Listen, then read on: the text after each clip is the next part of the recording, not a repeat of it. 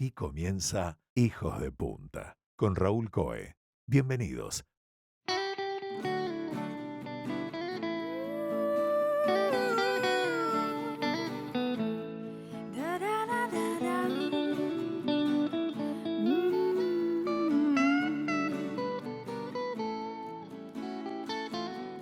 Bienvenidos a Hijos de Punta. El estudio de arquitectura Patterns tiene su sede en la ciudad de Los Ángeles, en los Estados Unidos. Acumula prestigio, muchos premios y desde allí genera diseño arquitectónico para lugares bien distintos entre sí. El estudio trabaja en programas bien variados para distintas culturas, climas, geografía y hasta agenda política. Hoy, en Hijos de Punta, arquitectura. ¿Cómo es diseñar desde un lugar del mundo para todas partes del mundo?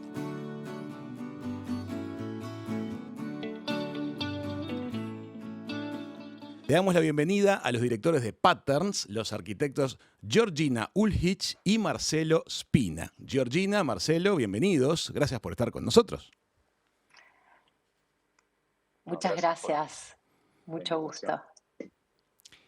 Bueno, ¿de dónde son ustedes? De Rosario. Ambos. Así es. ¿Y se formaron en Rosario? Así es.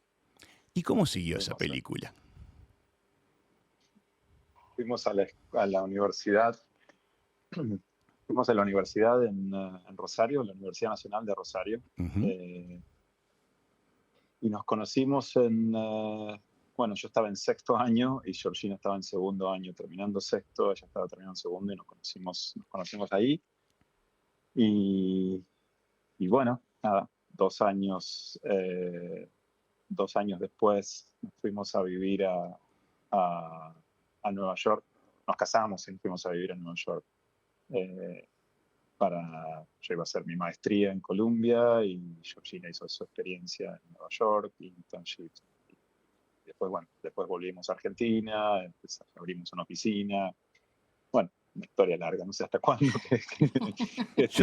Yo tengo delante los currículums de ambos y le cuento a la audiencia que es todo muy deslumbrante. Maestrías en Columbia, maestrías en la Universidad de California y Los Ángeles, profesor invitado en la Universidad de Yale, en Harvard, en Berkeley, en la Universidad de Viena, de Innsbruck. Georgina trabajó en el Guggenheim, o sea, es toda una vida maravillosa esta de estos dos proyectistas. Pero el tiempo ha pasado, han montado el estudio Patterns, están radicados en Los Ángeles. Y me asombra mucho la diversidad de lugares hacia los cuales van sus proyectos. Y de eso me gustaría preguntarles un montón de cosas.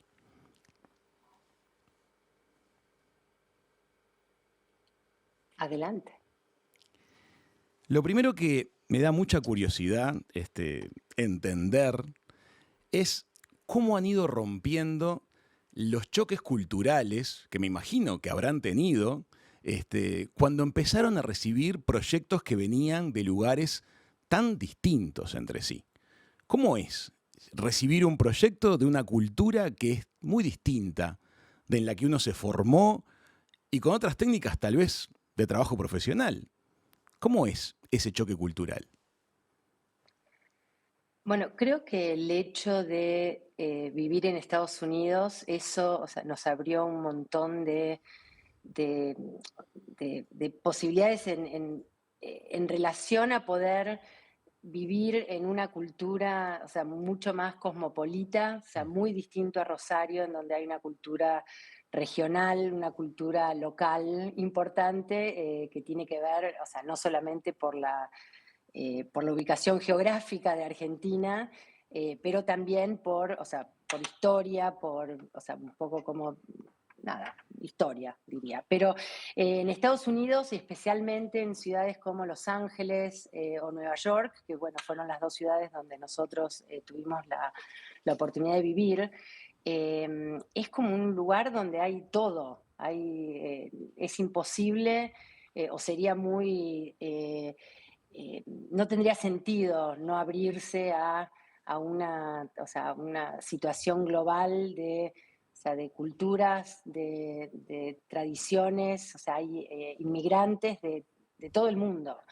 Y hay ya también una cultura muy grande o sea, de convivir de una manera como totalmente abierta, en donde todo, o sea, ya es parte de nuestro día a día. O sea, no, por supuesto es muy distinto tener amigos o tener, o sea, algún tipo de relación con ciertas culturas que se han de alguna manera adaptado a la cultura americana. Esto es muy distinto de tener o sea, tener una comisión de un proyecto en ese país, ¿no? Pero por eso, o sea, no creo que ha sido, por lo menos personalmente, no ha sido un choque cultural tan grande, sino que de alguna manera uno ya está, o sea, ya está embebido o sea, de lo que es ser parte de una cultura que por ahí es muy distinta a la nuestra. Georgina, o sea que entonces en etapas finales de vuestra formación académica, ustedes ya estaban en un ambiente muy cosmopolita. Eso era parte de la solución de un posible problema de choque cultural. Ya estaban acostumbrados a hacer equipo de trabajo con gente de otros lados del mundo, ¿no? Así Sí, es. totalmente.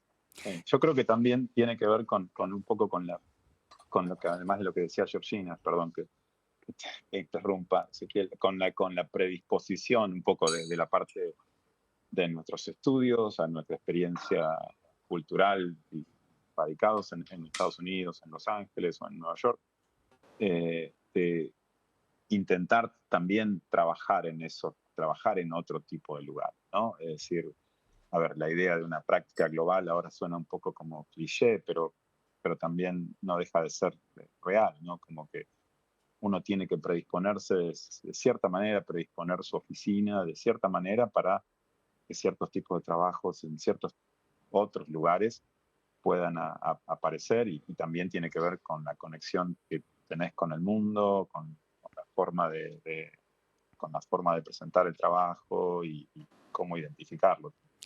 ¿Hay un estándar internacional entonces en cuanto al tipo de presentación de un encargo, al formato en la documentación en que se presenta el encargo, que es aceptado y normal en todos los países? No, diría. Hay O que sea, adaptar. hay cuestiones que, o sea, se han estandarizado un poco, solamente, o sea, tiene que ver con la colaboración que se da continuamente entre distintos países, pero un modelo que es, o sea, bastante común y por lo menos lo hemos adoptado nosotros como, o sea, como algo ya medio intrínseco de nuestras operaciones dentro de la oficina, tienen que ver con siempre asociarnos con un arquitecto local, Bien. ¿no? Entonces, o sea, hay un trabajo o sea, de ida y vuelta de información en donde, o sea, nosotros siempre tenemos control de calidad, o sea, control de diseño, pero la parte técnica, la parte o sea, de legajo, cómo se presenta, cómo se desarrollan también ciertos detalles que por supuesto tienen que ver con los modos de construcción de países, qué sé yo, trabajar en Argentina es muy distinto que trabajar en Estados Unidos o en Grecia, o bueno, nombro algunos de los países donde ahora tenemos la posibilidad de trabajar. Sí, yo le Pero expando un por poco eso, a la audiencia. Hay uh-huh. proyectos en Bali, hay proyectos en Panamá, hay proyectos en China. Me imagino que la diversidad de las presentaciones, de las normativas locales que hay que respetar, temas lingüísticos, no es una logística nada sencilla la de desarrollar proyectos y documentarlos como para su presentación en cada lugar, ¿no? Sí, pero también, de nuevo, lo que dice, lo que explica Georgina un poco es la única forma de que eso puede suceder es donde hay una predisposición de los dos lados, ¿no? De los arquitectos, como en el caso nuestro, de intentar trabajar en esos lugares, y de los comitentes o arquitectos locales, o bueno, las relaciones son muy diferentes en el caso de distintos tipos de proyectos, de intentar conseguir los servicios por cualquier fuera el motivo o la intención de conseguir un arquitecto extranjero, ¿no? Eso viene con con un valor agregado en los dos sentidos, ¿no? Un valor agregado a nivel cultural y también un valor agregado muchas veces a nivel de lo que son los honorarios y todo, porque la comunicación y el tiempo que lleva y la relación con quizá otro arquitecto local hace que seguramente el costo sea un poquito mayor, ¿no? Claro, es razonable. Y me cuelgo de esa pregunta y vuestra respuesta y les pregunto acerca de los regionalismos en arquitectura. ¿Ustedes proponen una arquitectura, llamémosle mundial, o están con la oreja activa para ver qué les viene de esa geografía, de esos materiales, de lo que pueda aportarle el estudio de arquitectura local? ¿Vamos hacia una arquitectura que preste oreja a los regionalismos o vamos hacia una arquitectura más bien uniforme en el mundo? No, diría tu primera acertación es es de un poco el camino que seguimos. O sea, para contextualizarlo un poco, bueno, tanto Marcelo como yo, como mencionaste antes, somos académicos. Yo soy profesora en UCLA ya hace, bueno, un tiempo largo. Y entonces tenemos, o sea, nuestro trabajo de alguna manera es experimental ya por naturaleza, ¿no? Por tener que continuamente estar expuestos o sea, a un ámbito, un contexto profesional como uno académico, ¿no? En donde, bueno, Claro. por supuesto, no hace falta explicar las diferencias. Entonces, o sea, es un poco, o sea, es también un poco la trayectoria que dirige el trabajo que nosotros hacemos en nuestra oficina. O sea, tiene una índole experimental, pero con la misión, con el objetivo y la ambición de ser construida. Y por eso, o sea, tiene un pragmatismo innato que es absolutamente necesario.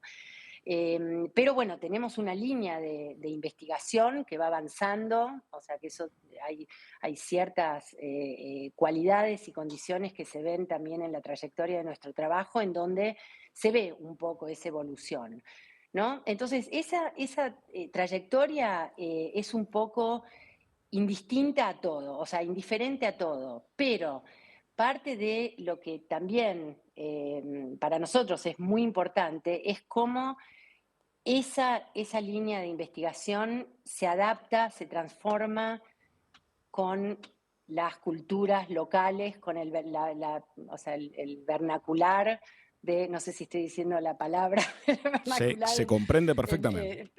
en inglés o no, pero y el desafío que eso genera es parte de las ambiciones que nosotros tenemos dentro del estudio, ¿no? O sea, cómo en un contexto como el de, qué sé yo, el de Bali, cómo podés innovar con materiales en donde, qué sé yo, por dar un ejemplo totalmente específico, con piedra volcánica, que es como un material corriente, es el más económico, es el que todo el mundo está acostumbrado a trabajar y es como muy, muy normal, como muy común, pero cómo poder innovar con eso, cómo poder, o sea, producir una nueva arquitectura o sea, que sea también coherente con nuestros principios y nuestros valores. Y eso muy distinto con, por ejemplo, querer usar ese material acá en Estados Unidos no tiene sentido, Claro. porque es 50 veces más caro. Entonces, o sea, es continuamente, es como seguir completando como un catálogo de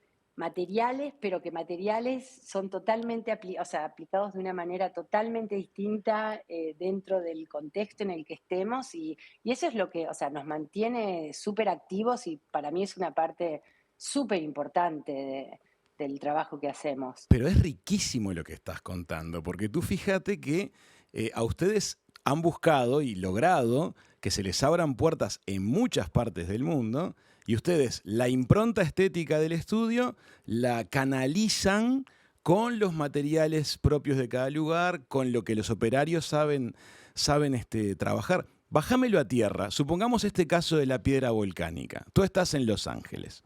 ¿Y qué hacen? ¿Te mandan fotos de cómo son los ladrillos o las piedras que hay allá? ¿O te mandan un courier con muestras para que lo puedas palpar? ¿Cómo es que se maneja? ¿O van ustedes a la isla directamente? Bueno, los proyectos en Bali todavía no comenzaron a construirse.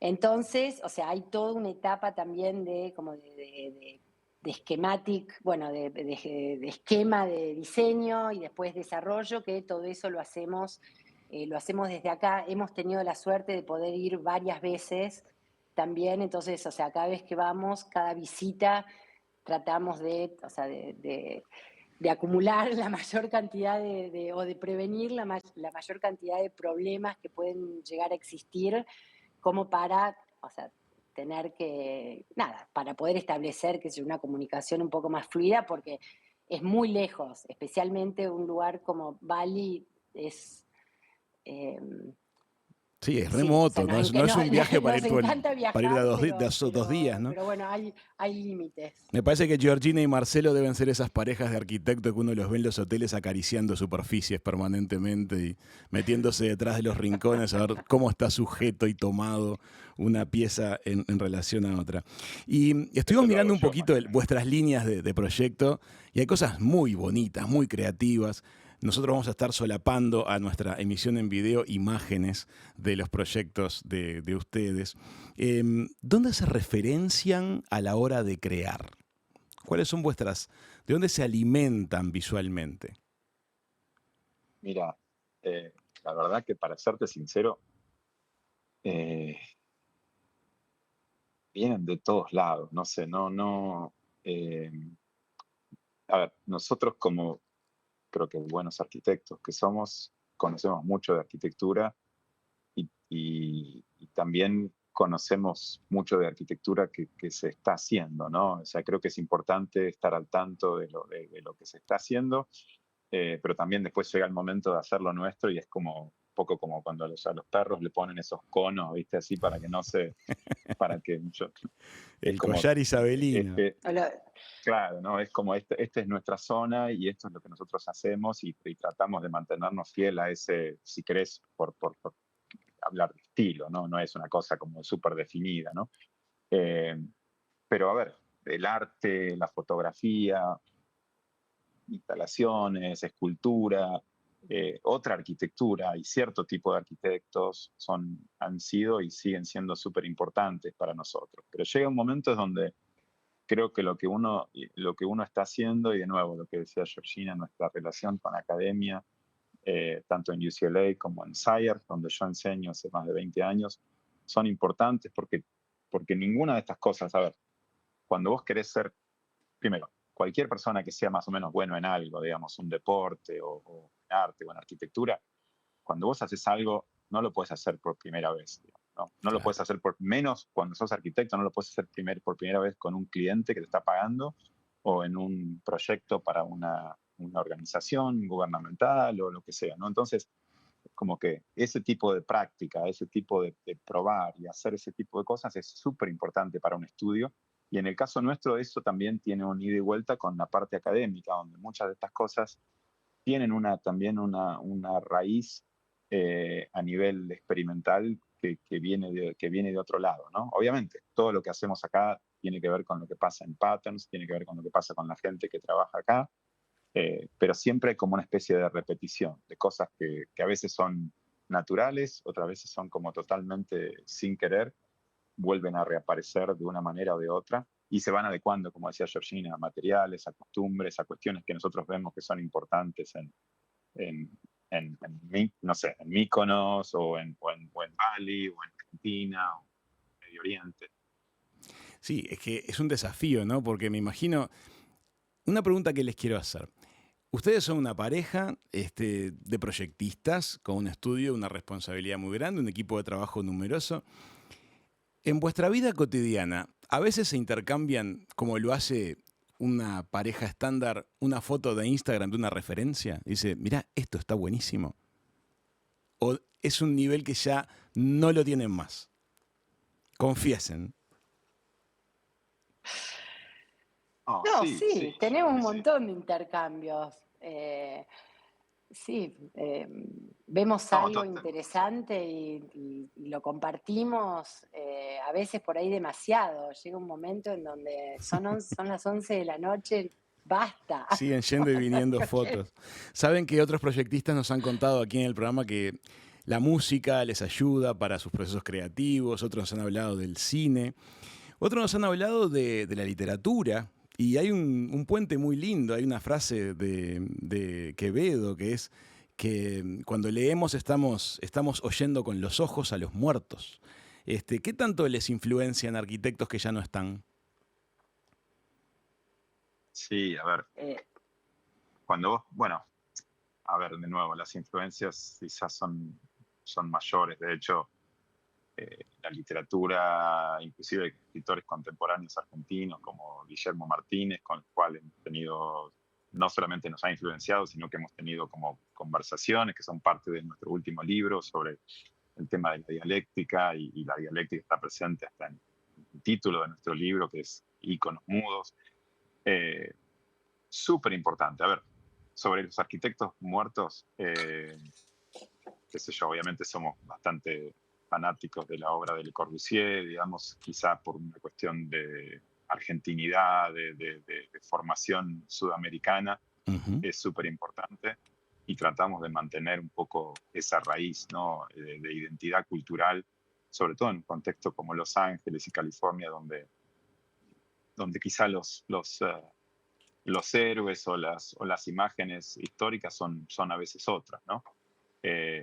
A ver, hay otros también, no sé, muchos íconos de la modernidad, como Breuer, quizá más, a veces no tanto de los arquitectos, sino ciertos edificios que son ciertos proyectos que son importantes, ¿no? De hecho, nuestro último libro tiene tanto de nuestro trabajo como tanto de esta gente con las cuales, casi nuestros aliados, ¿no? Que intentamos tener esas como conversaciones imposibles entre lo que es su trabajo y nuestro trabajo. Casi nos intentamos como adueñar de su trabajo, redibujándolo, representándolo y mostrándolo de una manera que es familiar a nuestro propio trabajo. O sea que sí, a ver, yo creo que, como dice Herzog de Meuron, es como arquitectura es arquitectura, ¿no? Es una simpleza, pero es un poco decir que obviamente la arquitectura se nutre de otras artes y de todo el exterior, pero no puede negarse a sí misma, no puede negar sus propias raíces, y no conocerlas o desconocerlas es un gran error. Y creo que para nosotros, dentro de todo lo innovador que intentamos que nuestro trabajo sea, tiene mucho que ver con cuestiones de convenciones de la arquitectura, ¿no?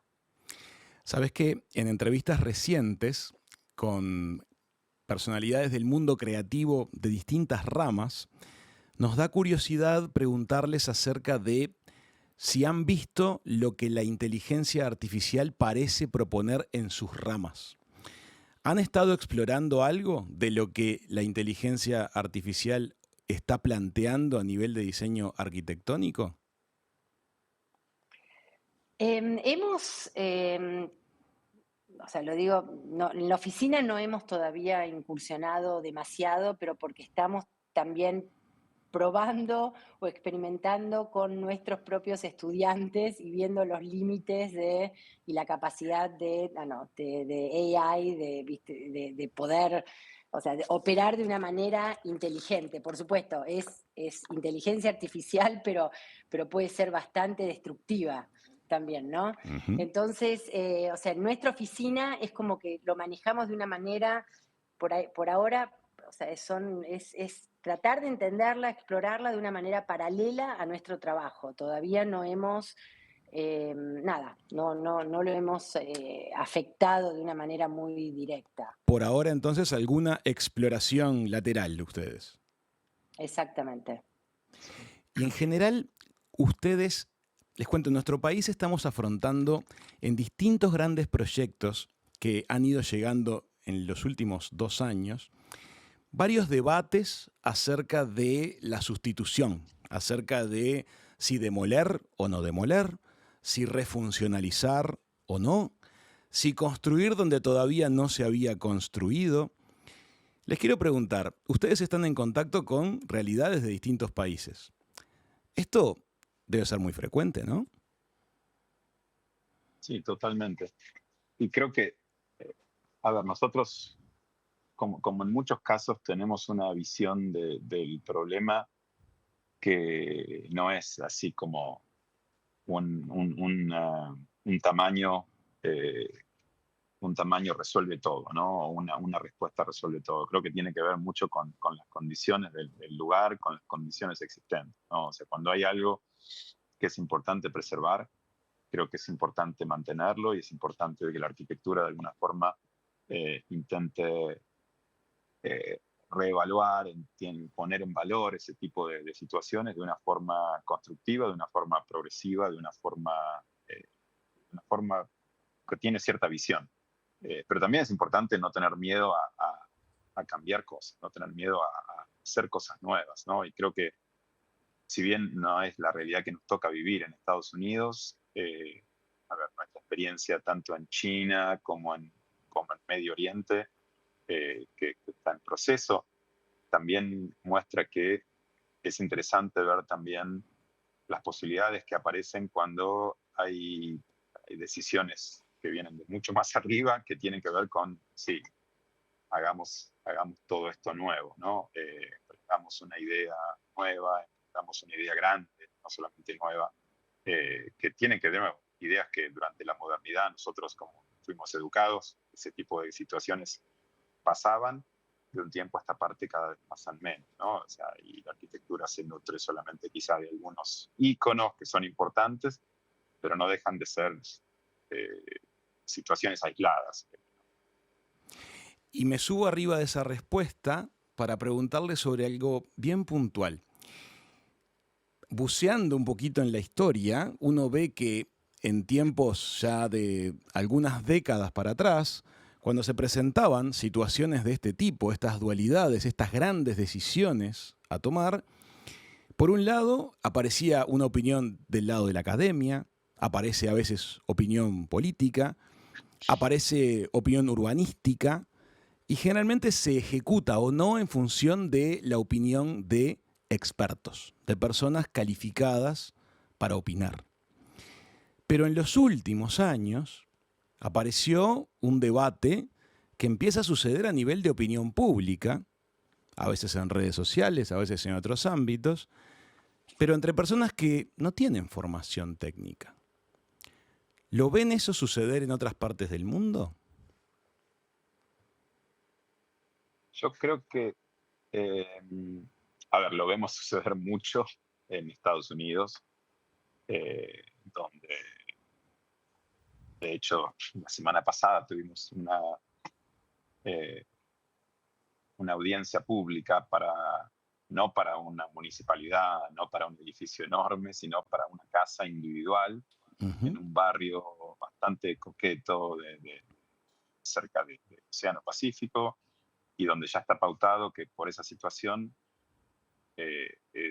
esto va a suceder y hay gente que se va a agrupar para tratar de bloquear el proyecto, va a tomar posiciones increíblemente antagonistas sin conocer bastante de lo que está pasando, pero bueno, yo creo que son como a ver, estoy describiendo una situación que pasa, digamos, me guste o no, es la realidad que nos toca vivir y es una forma que uno tiene que también argumentar un proyecto, tiene que poder explicarlo, tiene que poder responder. Son, creo que, los beneficios y los problemas de la democracia cuando se extienden a este tipo de niveles, ¿no? Pero sí, creo que es un poco la realidad que nos toca vivir, pero creo también que a veces cuando esa realidad se va a un extremo, y creo que la arquitectura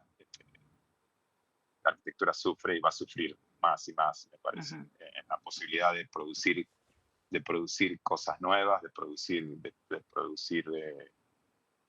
realmente como alimentar las ciudades con el espíritu, no solamente con el espíritu de lo nuevo, sino que suena medio como arrogante de mí decir eso, pero con nuevas ideas, ¿no? Es que hemos visto a lo largo de los años que los grandes gestos arquitectónicos muchas veces han sido grandes aportes urbanos y se le otorga carácter arquitectónico a un barrio, a una región que no lo tiene, pero son decisiones audaces. Pero pareciera que está creciendo una especie como de temor a todo. Y me interesa vuestro punto de vista sobre ese punto, porque lo vemos crecer en todas partes, pero ¿no es un freno a las iniciativas que pueden llegar a ser muy constructivas? Sí, a ver, una cosa más.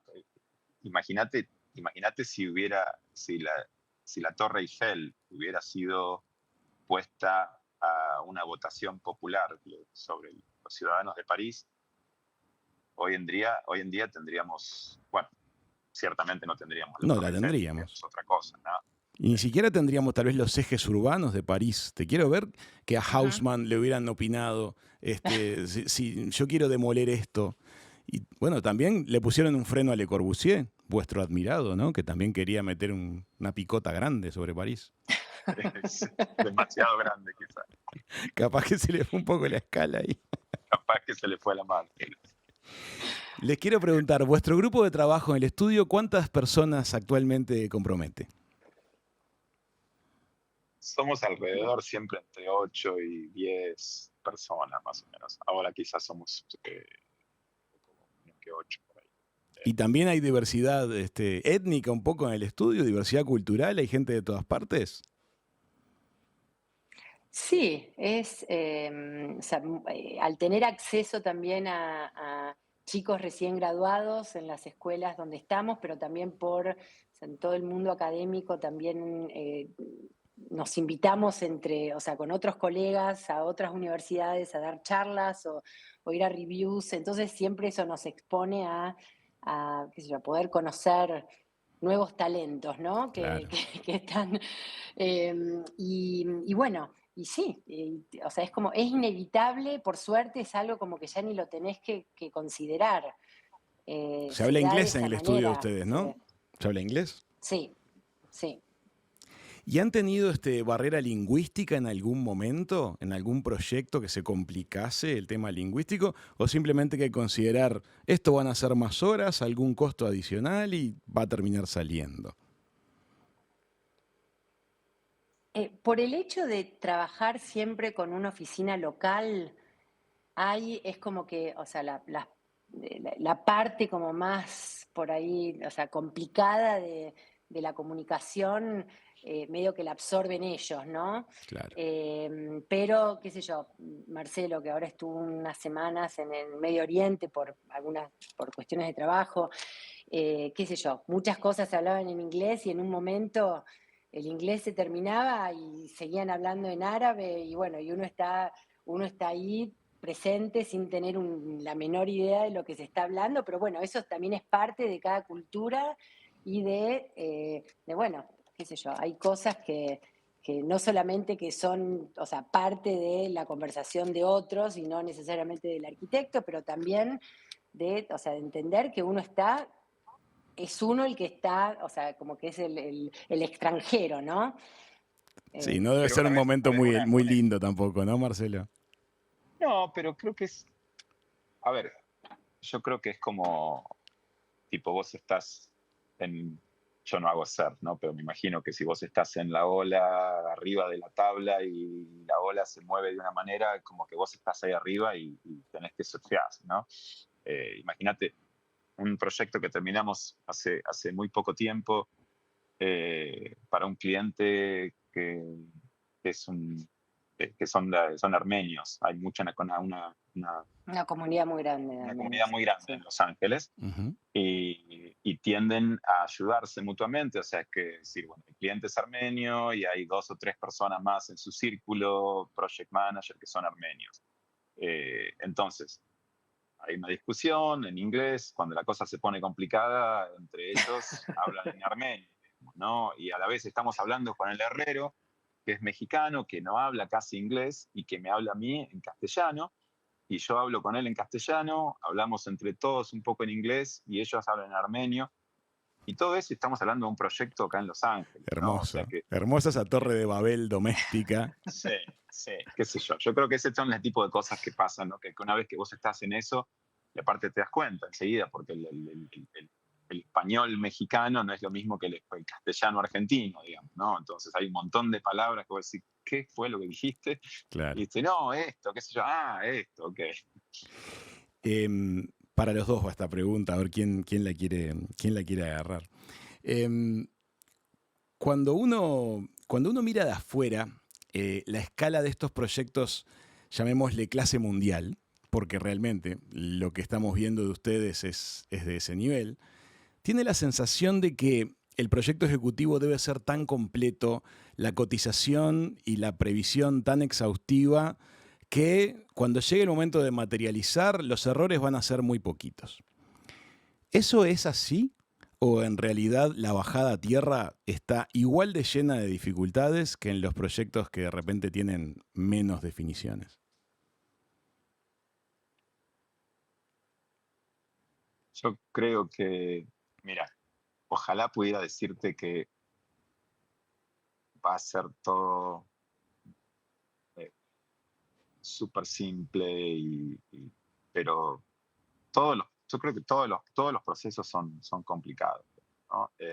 Nosotros tenemos que estar envueltos, eh, y también hay una realidad, digamos, nosotros nos va muy bien, somos conocidos y siempre intentamos mejorar la calidad y la cantidad del trabajo a nivel internacional, pero tampoco es que somos Frangueri o Foster, o sea que tenemos que trabajar y intentamos también que nuestros proyectos no sean privativos de ciertos estratos como para poder acceder a proyectos interesantes, digamos, no interesantes solamente a nivel de hay un presupuesto alto para hacer algo raro, sino interesante también para organizaciones interesantes, para clientes interesantes, con las ideas correctas. Y creo que para eso hay que desarrollar un cierto tipo de como destreza para poder inviscuirse en esa lógica con todos los contrañimientos y condicionantes que vienen. No sé que no es soplar y hacer botellas, al contrario, es como intentar entender esos procesos y meternos dentro de esos procesos y entender y aceptar un poco los condicionantes también.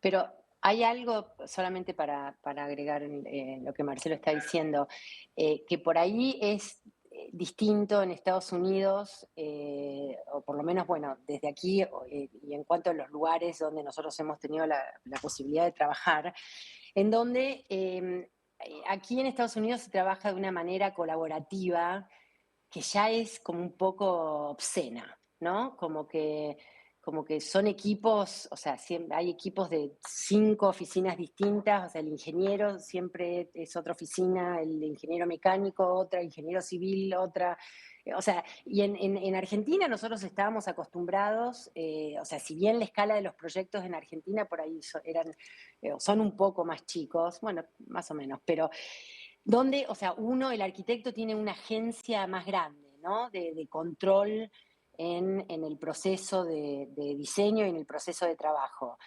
Entonces, o sea, eso por un lado te permite, o sea, todo vuelve a vos, permite, como dije, o sea, cierto control. Aquí todo tiene que estar un poco más premeditado, porque o sea, las relaciones entre el arquitecto y todos los consultores es como mucho más lateral, no es tan jerárquica como funciona en Estados Unidos o por ahí en algunos lugares en Europa, aunque creo que, bueno, en Europa por ahí el sistema también ahora es un poco más parecido al de Estados Unidos, pero el punto siendo que eh, yo creo que ahora dentro de este contexto en el que estamos operando aquí, las cosas se tienen que, o sea, todo tiene que estar un poco más cocinado, o sea, no todo al extremo que dice Marcelo, que uno sopla y hace, o sea, hace botellas, pero es como que hay menos, o sea, el margen de error es menor. O sea que hay que darse más tiempo para preparar proyectos ejecutivos cada vez más completos, por lo que estás planteando Sí, tú. Son equipos de sí, trabajo más compartimentados de alguna manera. ¿De dónde viene eso, así de es. compartimentar después las responsabilidades? ¿Por qué la tendencia va hacia esa especie de división de la torta? Esto es tema tuyo, esto es tema mío, esto es tema tuyo, pero en lo tuyo no me meto y no opino. Porque lo que pasa es que hay una diferencia fundamental que hay, que siempre la explicamos en el contexto americano, por lo menos del resto del contexto en América Latina y creo que en Europa también, es que por definición el arquitecto en Estados Unidos eh, no es responsable de los métodos de construcción. Es una diferencia sustancial lo que estás planteando. Claro. Es decir, vos especificás el diseño, especificás los materiales, pero no especificás que se tenga que hacer de cierta forma. Entonces, imagínate si vos hubieras tenido a alguien como Eladio Dieste trabajando de esa manera, no hubiera podido construir nunca lo que hizo. Digamos, Exacto. ¿no? Porque lo que él hacía estaba pensado, digamos, tenía que experimentar con una técnica. No digo que lo que nosotros hacemos es como requiere ese tipo de sofisticación. Pero te referís a que una bóveda de Dieste, ¿no?, de pronto la hubieran construido en hormigón y la hubieran revestido en ladrillo en la cara inferior. Para que lo que tiene que lucir ladrillo, dijo el constructor en Estados Unidos. Exactamente. Ah, comprendo. Entonces eso hace que uno tenga que buscar maneras de por lo menos tener influencia en ese proceso, trabajando con gente que uno ha trabajado, teniendo este tipo de conversaciones y todo, porque en la realidad, en la construcción, el arquitecto pasa a ser uno como observador, digamos, ¿no? Donde vas y tratás de meterte cuando te preguntan, pero también cuando a veces no te preguntan porque querés estar inmiscuido, ¿no? Obviamente hablo de cierta escala de trabajo, ¿no? Cuando el proyecto se vuelve mucho más grande. A ver, todo esto, en resumen, tiende a una arquitectura que es muy conservadora en el sentido de que está tratando siempre por paralelo la industria de los liability, la industria del juicio y laboral, el costo de la construcción, el costo de la mano de obra, hace que innovar sea muy, pero muy difícil y súper costoso. Claro. Entonces, a ver, trabajar en ese contexto es ciertamente un desafío, digamos, ¿no? La gente con la que uno trabaja está súper preparada, obviamente, para trabajar en esas situaciones, porque hay como expertos en todo, pero el arquitecto al final es el responsable general, ¿no? El generalista en todo esto. Claro, pero eso agrega, o sea, de una manera que, o sea, no, es inevitable que eso agregue un esfuerzo increíble al arquitecto, porque así como decías vos, está todo tan compartimentado, en donde, o sea, la oficina que se encarga de, o sea, de desarrollar la parte mecánica, o sea, no le importa si pasa un caño adelante de un, qué sé yo, de algo que es importante. Entonces, o sea, si bien uno, o sea, a través de los años empezás a trabajar también con oficinas que ya has trabajado, o sea, anteriormente, y que se empieza también a crear un diálogo mucho más fluido en cuanto a conocernos mutuamente, saber, o sea, qué son las cosas que son aceptables para uno o para el otro. Sigue siendo, o sea, es como que todo vuelve al arquitecto, hay muy poca comunicación lateral entre todos estos consultores, entonces nos volvemos medio como el director de orquesta, pero, o sea, es muy difícil poderlo controlar al mismo tiempo, porque no somos nosotros los que estamos diseñando esos distintos sistemas dentro del proyecto. Tú sabes que haciendo turismo muchas veces hemos visitado maravillosos proyectos de arquitectura en distintas partes del mundo y observado ese tipo de cosas. Mirá por dónde pasaron la alimentación de la cámara de seguridad. Y es ese tipo de cosa que salió de lo que era la esfera del proyectista, que seguro que no la hubiera querido así, pero en alguno de los compartimientos estancos por los que pasó el proyecto, alguien dijo, si la cámara va acá, la alimentación tiene que pasar por acá, y aparece una columna delante de una pared de ladrillo. Esas cosas las vemos a lo largo y ancho del mundo. Se ve que nadie logra escapar de ellas. Les pasa a todos. Así es. Nos gustaría que nos dejen algunas sugerencias, algunos mensajes para gente que nos esté escuchando, sea en el Uruguay, sea en la Argentina, en la región, que esté estudiando arquitectura o disciplinas afines, que esté participando de la toma de decisión de alguien que está decidiendo su vocación. ¿Qué tiene de lindo dedicarse a los proyectos de arquitectura, chicos? Creo no sé. que... Dale. Esto es parte de la, o sea, de la relación fluida y la comunicación entre los socios. Así, ¿no? Tiene que ser. No, lo único que yo diría muy rápido, y ahora te dejo, Marcelo. la arquitectura es un estilo de vida, no es, o sea, para nosotros no es ni un trabajo ni una carrera, es un estilo de vida, ¿no? Entonces, como que, o sea, para bien o para mal, o sea, la llevas puesta. Y medio que, o sea, es una disciplina en donde estás o no estás. Es muy difícil poder estar en el medio, ¿no? Especialmente si, o sea, si sos alguien con ambiciones, si sos alguien que, o sea, que le interesa llevar, o sea, ciertos intereses y ambiciones personales y cómo, bueno, eso trasladado también a un mundo profesional. Y no, qué sé yo, no necesariamente uno la ama la arquitectura desde el primer día, uno también se va educando, ¿no? Y son distintas relaciones con la arquitectura de acuerdo al momento que estés transitando. Pero hay que estar ahí, hay que ser persistente porque, nada, es parte de tu vida, parte de tu estilo de vida. Está muy bien. ¿Qué opinas, Marcelo? Sí. No, sí, totalmente de acuerdo. Yo creo que, a ver, eso siempre digo,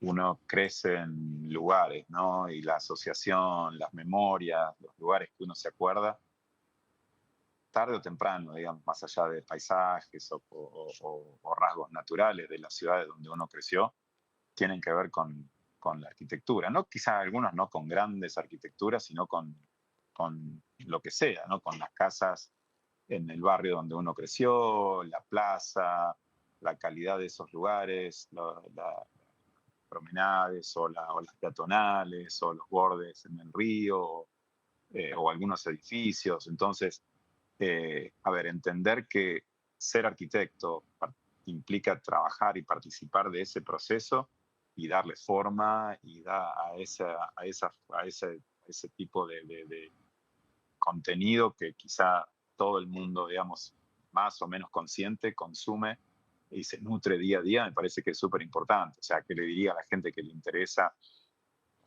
participar de eso, lo mismo que si sos un artista o sos un músico, las memorias pasan por otro lado, ¿no? Es decir, te acordás qué es lo que estabas haciendo en el momento de que ese tema sonaba, qué sé yo, en los 80 o en los 90. Yo creo que la arquitectura, a ver, y un poco lo que nosotros intentamos hacer y un poco lo que me gustaría transmitirle a la gente que le interesa tomar la decisión de ser arquitecto es pensar en eso, ¿no? Pensar qué es lo que uno hace. Después ganas más o menos plata haciendo aquello, haciendo lo otro. Yo creo que eso es secundario, ¿no? O sea, sé de que es importante para la gente joven hoy en día, es importante para todo el mundo porque algo hay que vivir, pero me parece que si uno hace lo que le gusta, me parece que es mucho más fácil vivir después, ¿no? ¿Les parece que el hecho de no ser nacidos y criados en los Estados Unidos les ayudó a que se les abrieran puertas en los Estados Unidos o al revés? Yo creo que sí.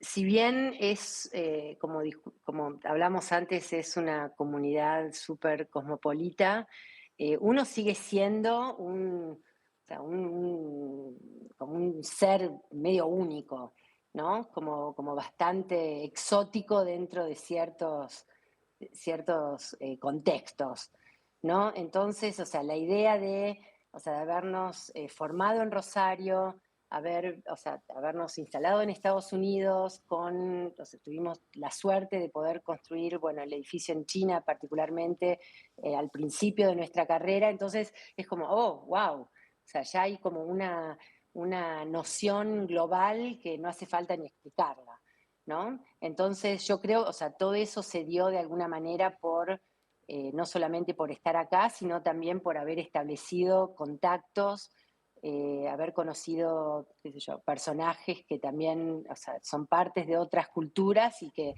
tenían, o sea, que les ha interesado también de alguna manera incorporarnos dentro de esa cultura global, Pero ¿no? entonces esa podríamos llamarla aura de exotismo, del hecho de que ustedes no fuesen nacidos y criados y formados especialmente originalmente en Estados Unidos. ¿Te parece que fue una llave para abrir cerraduras? Yo creo que, Yo, a ver, yo creo que ayuda, a ver, por supuesto que ayuda, porque porque traes algo distinto, digamos, ¿no? Y y no deja de ser, a ver, es un cliché, pero es verdad también que es un lugar que ciudades como Los Ángeles o Nueva York son ciudades de inmigrantes, ¿no? De todos lados del mundo, incluido del interno, Estados Unidos. Muy poca gente nació acá. A ver, ayuda a, a darle como algo, un rasgo novedoso, tanto a tu personalidad como a tu trabajo. Ahora, si eso no está alimentado con un cierto tipo de autenticidad, de profesionalismo, de mantenerse después, eh, es lo mismo que nada, porque no hay un seguimiento. Entonces, creo que sí, eso es importante al principio, porque hay como una aceptación de esas cuestiones, y en ese sentido creo que Estados Unidos, con un montón de otras cuestiones y problemas que puede haber, es un lugar muy, pero muy, pero muy abierto al extranjero. Yo les quiero agradecer muchísimo a los dos el tiempo que nos dedicaron en agendas tan apretadas como la de un estudio con esta producción, con tantas maravillas en marcha. Estoy seguro que esta charla la va a escuchar gente que la va a valorar y la va a poner en su justo valor. Muchísimas gracias por este ratito que nos dedicaron a los hijos de punta. Gracias a vos, Ezequiel. Fue un placer. No, gracias a vos de nuevo. Está buenísimo el nombre. Me encanta. Amigas, amigos, Marcelo Spina, Georgina Hulich han pasado por Hijos de Punta hablando de arquitectura para todo el mundo.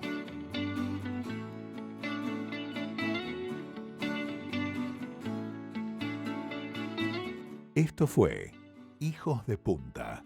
Raúl Coe, todos sus invitados y una muy buena charla. Los martes y los jueves a las 14 en Radio Mundo. ¡Viva la radio!